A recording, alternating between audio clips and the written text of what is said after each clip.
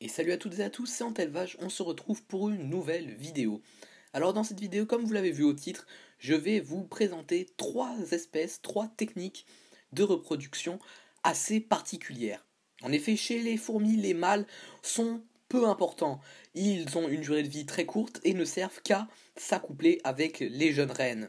Mais un mâle, son but dans la vie, ça va être de transmettre à la bonne reine son matériel génétique pour avoir la meilleure descendance possible.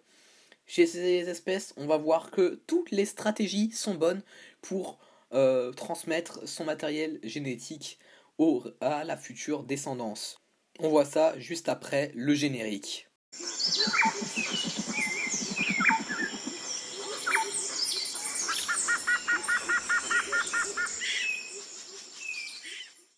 Commençons par la première espèce, qui est Caryocondyla obscurior. Chez cette espèce, il existe deux types de mâles, contrairement à la plupart des espèces de fourmis où il n'y a que des mâles ailés, tout simple.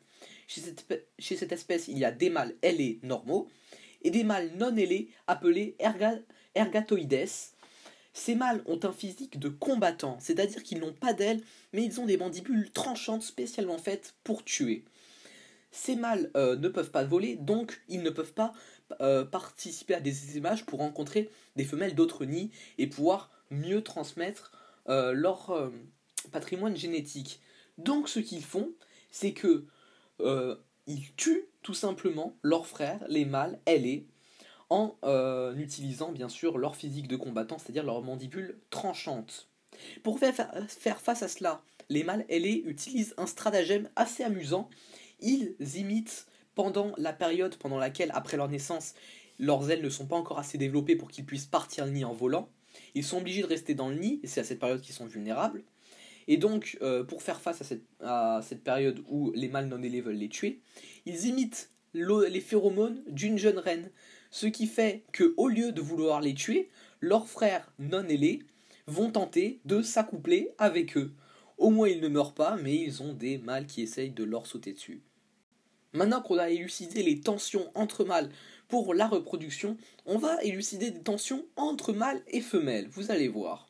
Chez les espèces de fourmis du genre Pogonomyrmex, c'est un genre qu'on retrouve beaucoup en Amérique du Nord, il existe deux types de lignées génétiques. Chez une même espèce, il existe deux types de lignées génétiques qu'on nommera lignée A et lignée B.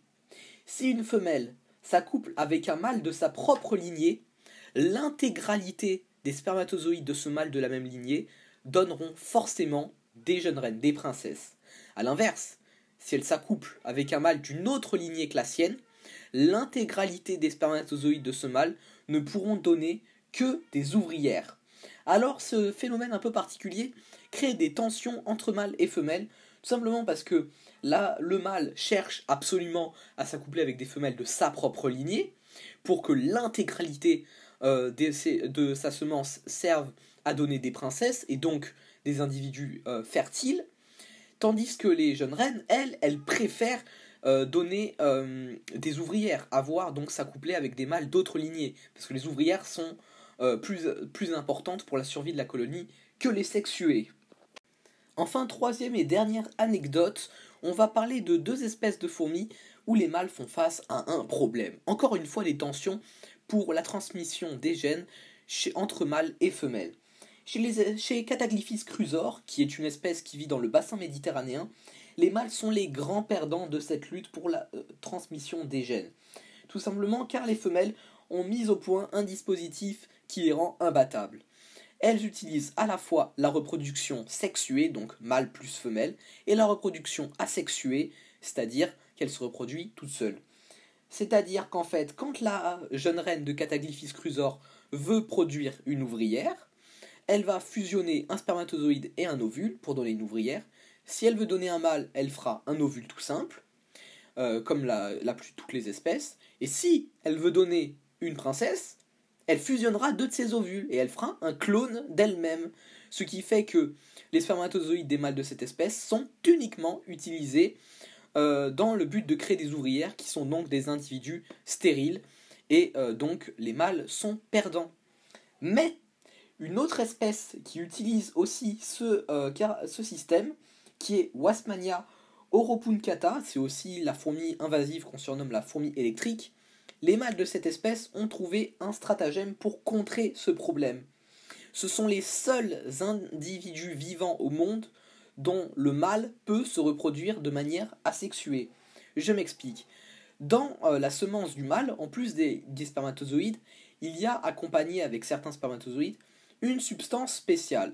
Ce qui fait que quand la femelle veut utiliser un spermatozoïde pour le fusionner avec un ovule et qu'elle croit faire une ouvrière, si ce spermatozoïde est accompagné de la substance spéciale, eh bien la substance va supprimer le matériel génétique de la femelle, ce qui fait que le descendant de cet œuf sera un clone du mâle, ce qui fait que ces mâles, pour contrer ce problème, on trouve un moyen de se cloner et donc d'avoir une descendance fertile.